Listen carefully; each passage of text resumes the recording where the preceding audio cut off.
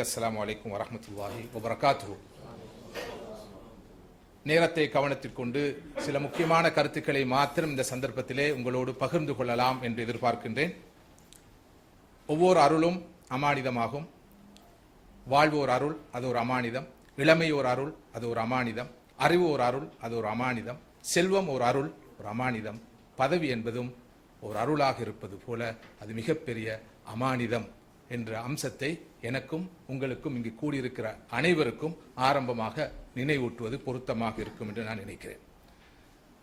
இந்த நாட்டுடைய அண்மையில் நடைபெற்ற பாராளுமன்ற பொது தேர்தலிலே வெற்றி பெற்ற எமது சமூகத்தின் கௌரவத்துக்குரிய பாராளுமன்ற அங்கத்தவர்கள் நீங்கள். அந்த வகையிலே நீங்கள் அருளாக பெற்ற இந்த பொறுப்பை, இந்த பதவியை மிகப்பெரிய அமானிதமாக கருதி இன்ஷா அல்லாஹ் உங்களது இலட்சிய பயணம் தொடர வேண்டும் என்று நாங்கள் பிரார்த்திக்கின்றோம். உங்கள் அனைவருக்கும் அகில இலங்கை ஜம்மியத்துல் உலமாவின் சார்பிலும், முஸ்லிம் சமூகத்துடைய அனைத்து சிவில் அமைப்புகள் சார்பிலும், இஸ்லாமிய நிறுவனங்கள் சார்பிலும் எமது வாழ்த்துக்களை தெரிவித்துக் கொள்ள விரும்புகிறோம். உங்களது லட்சிய பயணத்திலே சிவில் அமைப்புகளாகிய நாங்கள் எங்களால் முடியுமான பங்களிப்பை, ஒத்துழைப்பை நிறைவாக வழங்குவதற்கு தயாராக இருக்கிறோம் என்ற செய்தியையும் இந்த சந்தர்ப்பத்திலே உங்களோடு பகிர்ந்து கொள்ள விரும்புகிறோம். மதிப்புக்குரிய கௌரவ இலங்கை பாராளுமன்றத்தின் உறுப்பினர்களே, உங்களுக்கு பல பொறுப்புகள் இருக்கின்றன என்று நாம் கருதுகிறோம். இலங்கை நாட்டுடைய முஸ்லிம் சமூகத்துடைய பாராளுமன்ற பிரதிநிதிகள் என்ற வகையிலே நீங்கள் ஆற்ற வேண்டிய காத்திரமான பல பணிகள் உங்களை பொறுத்தவரையில் இருக்கின்றன என்று நாம் கருதுகிறோம். குறிப்பாக தேசிய மட்டத்திலே நீங்கள் ஆற்ற வேண்டிய பல பணிகள் இருக்கின்றன. குறிப்பாக தேசிய முக்கியத்துவம் வாய்ந்த பல திட்டங்கள் கூடிய விரைவிலே இந்த நாட்டிலே அமுலுக்கு வர இருப்பதை நாம் பார்க்கிறோம். குறிப்பாக தேசிய உணவு உற்பத்தி தொடர்பான திட்டம், சூழல் பாதுகாப்பு திட்டம், போதைப் பொருள் ஒழிப்பு தொடர்பான திட்டம், சிறுநீரக நோய் ஒழிப்பு திட்டம் உட்பட பல்வேறு தேசிய முக்கியத்துவம் வாய்ந்த திட்டங்களை இந்த அரசு அமுல்படுத்த வேண்டும் என்று உத்தேசித்திருக்கிறது. நான் நினைக்கிறேன் இந்த நாட்டின் பிரஜைகள் என்ற வகையிலும், இந்த நாட்டுடைய பாராளுமன்ற உறுப்பினர் என்ற வகையிலும், முஸ்லிம் சமூகத்தை பிரதிநிதித்துவப்படுத்துகின்ற பாராளுமன்ற உறுப்பினர் என்ற வகையிலும் தேசிய மட்டத்திலே உங்களுடைய பங்களிப்பு மிக மகத்தானதாக இருக்க வேண்டும் என்று நாம் எதிர்பார்க்கிறோம். அதே போல அரசியல் யாப்பிலே, அரசியல் அமைப்பிலே சில காத்திரமான மாற்றங்கள் செய்யப்பட இருப்பது நமக்கு தெரிகிறது. தேர்தல் முறை மாற்றம் உட்பட பல்வேறு மாற்றங்கள் அரசியல் யாப்பை பொறுத்தவரையில், அரசியல் அமைப்பை பொறுத்தவரையில் மேற்கொள்ளப்பட இருக்கிற இந்த தருவாயிலே, இந்த பொறுப்பான சந்தர்ப்பத்திலே நீங்கள் உங்களது முழுமையான பங்களிப்பை அந்த தேவையான மாற்றங்களை செய்வதில் வழங்க வேண்டும் என்று நம் சமூகத்தின் சார்பிலே உங்களிடம் நாம் தயவாக வேண்டிக் கொள்கிறோம். இவற்றோடு தேசிய மட்ட உங்களது பங்களிப்போடு நீங்கள் உங்களது பங்களிப்பை நிறைவு செய்து கொள்ளாமல் முஸ்லிம் சமூகத்துடைய மேம்பாட்டுக்காகவும் நீங்கள் உழைக்க கடமைப்பட்டிருக்கிறீர்கள் என்பதை நாங்கள் குறிப்பிட்டு நீங்கள் உணர வேண்டிய தேவை இருக்காது என்று நான் நினைக்கிறேன். குறிப்பாக இந்த நாட்டிலே வாழ்கிற முஸ்லிம் சமுதாயத்துடைய இருப்பையும் பாதுகாப்பையும் உத்தரவாதப்படுத்துகின்ற, அதற்காக அல்லாஹ்வின் அருளை கொண்டு உழைக்கின்ற மிகப்பெரிய பொறுப்பை நீங்கள் சுமந்திருக்கிறீர்கள். இந்த நாட்டிலே இருக்கிற இனவாத சக்திகள் கட்சி அரசியலை பொறுத்தவரையில் தோல்வி கண்டாலும் அல்லது அரசியல் ரீதியாக தோல்வி கண்டாலும் அந்த சக்திகள் முழுமையாக முறியடிக்கப்பட்டதாக நாம் நினைப்பதற்கில்லை. குறிப்பாக அண்மையிலே ஒரு இனவாத கட்சி இந்த தேர்தலிலே போட்டியிட்டு அரசியலில் தோல்வி கண்ட பொழுதிலும் அதனுடைய செயற்பாடுகள், அதனுடைய முன்னெடுப்புகள், அதனுடைய நகர்வுகள் எந்த ஒரு நிலையிலும் முற்று பெற்றதாக எமக்கு தெரியவில்லை. எனவே அந்த வகையிலே இந்த நாட்டுடைய முஸ்லிம்களுடைய இருப்பையும் பாதுகாப்பையும் உத்தரவாதப்படுத்தும் வகையில் காத்திரமான பல நடவடிக்கைகளை மேற்கொள்கிற மிகப்பெரிய தார்மீக கடப்பாடு உங்களுக்கு இருக்கிறது. குறைந்தபட்சம் ஹார்மனி ஆக்ட் என்று அழைக்கப்படுகின்ற மலேசியா, சிங்கப்பூர் முதலான நாடுகளிலே இருக்கின்ற அத்தகைய ஒரு சட்ட ஒழுங்கையாவது மிக அவசரமாக பாராளுமன்றத்துக்கூடாக சட்டமாக்குகின்ற மிகப்பெரிய கடப்பாடு நமக்கு இருக்கிறது. இந்த நாளும் உபதேசங்களும் உபன்யாசங்களும் வெறும் ஆலோசனைகளும் போதுமானது அல்ல.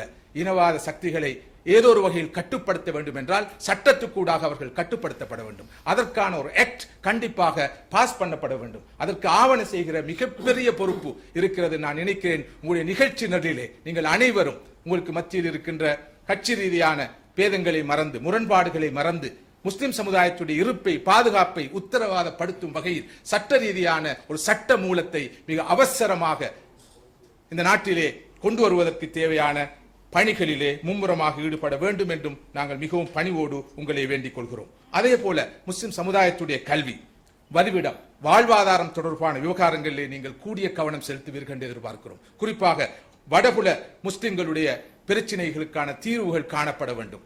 அந்த பிரச்சனைகளை வைத்து வாழ்வது அல்ல, அந்த பிரச்சனைகளுக்கு காத்திரமான தீர்வுகள் வழங்கப்பட வேண்டும். யாழ்ப்பாண முஸ்லிம்கள், மன்னார் முஸ்லிம்கள் உட்பட வடபுல முஸ்லிம்களுடைய மீள்குடியேற்றம் சம்பந்தமாக மிக தீவிரமான நடவடிக்கைகள் மேற்கொள்ளப்பட வேண்டும். குறிப்பாக TNA முதலான தமிழ் அரசியல் அமைப்புகளோடு நெருக்கமான உறவுகளை வளர்த்து அதற்கூடாக மிக அவசரமாக இந்த பிரச்சினைக்கான தீர்வு வழங்கப்பட வேண்டும். குறிப்பாக கொழும்பு வாழ் முஸ்லிம்களுடைய பிரச்சினைகள் எமது கவன ஈர்ப்பை பெற வேண்டியவை.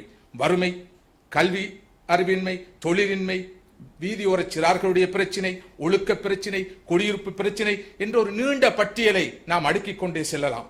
பொதுவாக சொல்வார்கள் கொலம்பட்ட கிரி கமட்ட கக்கிரி என்று. ஆனால் கொழும்பு வாழ் முஸ்லிம் சமுதாயத்தை பொறுத்தவரையில் அந்த நிலையை நாம் காண முடியாது.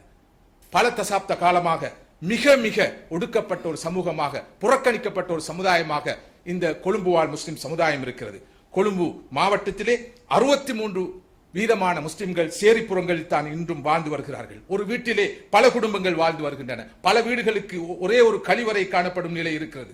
மத்திய கொழும்பிலே 9% நிலப்பிரதேசத்துக்குள் முஸ்லிம்கள் செறிவாக வாழ்கிற ஒரு அவலத்தை பார்க்கிறோம். நிறைய முஸ்லிம்கள் வாடகை வீடுகளில் தான் கொழும்பிலே வாழ்ந்து கொண்டிருக்கிறார்கள். நல்ல உதாரணமாக எப்பல்வத்தையை நாம் குறிப்பிட முடியும். அகில ஜம்மியத்துல் உலமாவும் எப்பல்வத்தை விவகாரத்தை கவனத்தில் கொண்டு ஒரு அபிவிருத்தி திட்டத்தை ஜம்மியத்துல் உலமாவுடைய மட்டத்திலே முன்னெடுக்க இருக்கிறது. அதற்கான ஒழுங்குகள் மேற்கொள்ளப்பட்டு இன்ஷா அல்லாஹ் கூடிய விரைவிலே அது அமுல்படுத்தப்பட இருக்கிறது என்ற செய்தியையும் இங்கு நான் உங்களோடு பகிர்ந்து கொள்ளலாம் என்று எதிர்பார்க்கிறேன். மதிப்புக்குரிய சகோதரர்களே, இந்த வகையிலே உங்களுக்கு இருக்கிற பொறுப்பு மிக மிக மகத்தானது. நீங்கள் மிகப்பெரிய அருளை பெற்றிருக்கிறீர்கள். அந்த அருளின் அளவுக்கு மிகப்பெரிய அமானிதத்தை சுமந்திருக்கிறீர்கள். பாராளுமன்ற உறுப்பினர்களுக்கான ஒரு ஒழுக்க கோவை கண்டிப்பாக தயாரிக்கப்பட வேண்டும் என்ற கருத்து இன்று பரவலாக பேசப்படுகிறது. அந்த ஒழுக்க கோவையை தயாரிப்பதிலே உங்களுடைய பங்களிப்பு மிக மகத்தானதாக இருக்க வேண்டும். அதாவது நமது பாராளுமன்றத்தில் இருக்கிற முஸ்லிம் பாராளுமன்ற உறுப்பினர்கள் இந்த ஒழுக்க கோவையை தயாரிப்பதிலும் அதனை கடைபிடிப்பதிலும் அதனை முன்னெடுத்து செல்வதிலும் அவர்கள் முன்னோடிகளாக இருக்க வேண்டும் என்று நாங்கள் எதிர்பார்க்கிறோம்.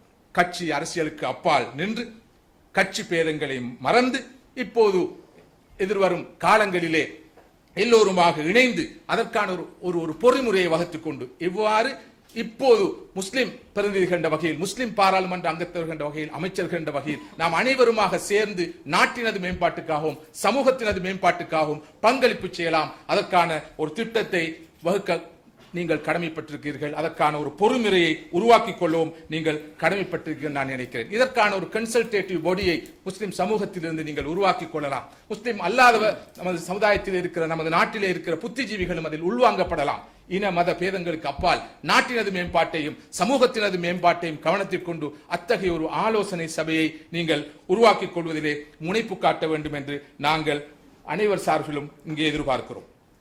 இவை அனைத்துக்கும் மேலாக அரபு மொழியிலே சொல்வார்கள் அல் குதுவா கப்ல தாவா. தவாவுக்கு முன்னால் குதுவா அவசியம். குதுவா என்றால் முன்மாதிரி.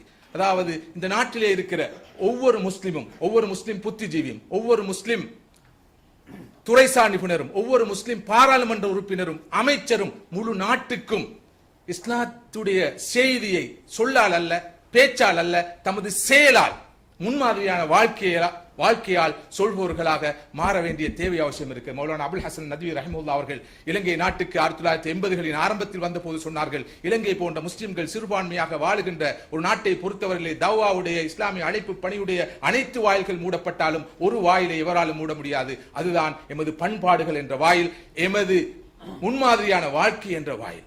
முஸ்லிம் அரசியல்வாதியா? அவர் மிக மிக முன்மாதிரியானவர். அவர் ஒரு கொள்கைவாதி, அவர் தியாகி, அவர் அர்ப்பண சிந்தையோடு அவர் செயற்படக்கூடியவர். பதவிக்கு பின்னால், பட்டத்துக்கு பின்னால், காசிக்கு பின்னால், பணத்துக்கு பின்னால் செல்லக்கூடியவர் அல்ல.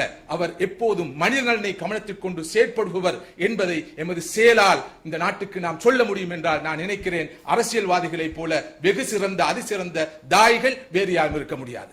அந்த ஒரு பணியை நீங்கள் செய்ய வேண்டும். மிக பொறுப்பான பணி என்பதை நாம் ஆழமாக உணர்கிறோம்.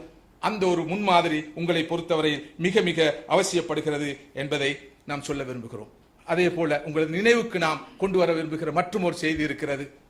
மிக உரிமையோடு உங்களோடு நான் பேசுகிறோம். மிகவும் எமது மரியாதைக்குரியவர்கள், கௌரவத்துக்குரியவர்கள், எமது சமுதாயத்துடைய அரசியல் தலைமைகள். நீங்கள் அந்த வகையில் உங்களுடைய தலைமைத்துவத்தை ஏற்றிருக்கிறோம். அந்த வகையில் தான் சமூகம் உங்களை தெரிவு செய்திருக்கிறது, நாடு தெரிவு செய்திருக்கிறது.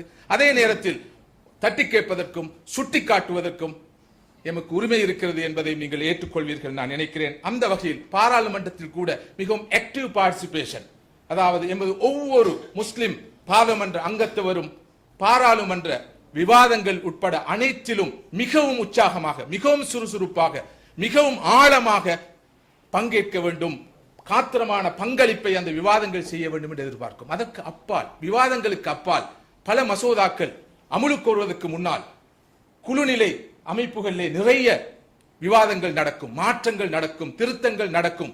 அந்த சந்தர்ப்பங்களிலே உங்களது பங்களிப்பு இந்த விவாதங்களை விட அதிகமாக இருக்கும் என்று நாம் எதிர்பார்க்கிறோம். என்றால் இணக்க அரசியலா அல்லது உரிமை அரசியலா அல்லது எதிர்ப்பு அரசியலா என்ற விவகாரங்களுக்கு அப்பால் நின்று எங்கு இணக்க அரசியல் நடத்த வேண்டுமோ அங்கு இணக்க அரசியலும், எங்கு உரிமை அரசியல் நடத்த வேண்டுமோ அங்கு உரிமை அரசியலும், எங்கு எதிர்ப்பு அரசியல் நடத்த வேண்டுமோ அங்கு எதிர்ப்பு அரசியலும் நடத்தக்கூடிய வல்லமை கொண்டவர்கள் நீங்கள் என்று நாங்கள் உறுதியாக நம்புகிறோம். சமூகமும் நாடும் உங்களை நம்பி இந்த மகத்தான பொறுப்பை, இந்த மகத்தான அமானிதத்தை உங்களுக்கு தந்திருக்கிறது. அதனால் தான் இந்த முதல் நாளே நீங்கள் உத்தியோகபூர்வமாக இன்று பாராளுமன்ற அந்த கன்னி அமர்விலே கலந்து கொண்ட இந்த முதலாம் நாளே முழு முஸ்லிம் சமூகமும் அகில ஜமியத்துல் உலமாவின் தலைமையின் கீழ் உங்களை வரவேற்க தீர்மானித்தது, கௌரவிக்க தீர்மானித்தது. இன்றும் கூட மிக மிக வேலைப்பளு உள்ள ஒரு நாள் உங்களுக்கு என்று நன்கு தெரியும். அந்த நிலையிலும் நமது அழைப்பை ஏற்று, குறுகிய கால அழைப்பை ஏற்று நீங்கள் இங்கு வந்திருக்கிறீர்கள். அல்லாஹு தாலா உங்களது பாதங்களை பலப்படுத்துவானாக. இந்த லட்சிய பயணத்தை தொடர்வதற்கு முழுமையான வலுவை, சக்தியை, பலத்தை உங்களுக்கு தந்தருவானாக. உங்கள் அனைவருக்கும் நீண்ட ஆயுளையும், நல்ல தேக ஆரோக்கியத்தையும், இஸ்லாமிய உணர்வையும், சமூக உணர்வையும், நாட்டு பற்றையும் தந்து அருள் புரிவானாக. உங்களது வாழ்வு வெறும் சம்பவமாக அமைந்த போதிலும் நிச்சயமாக உங்களது மௌத்து, நீண்ட ஆயுளை தொடர்ந்து வரும் மௌத்து ஒரு சரித்திரமாக மாற வேண்டும் என்று நாங்கள் எதிர்பார்க்கிறோம், ஆசிக்கிறோம்.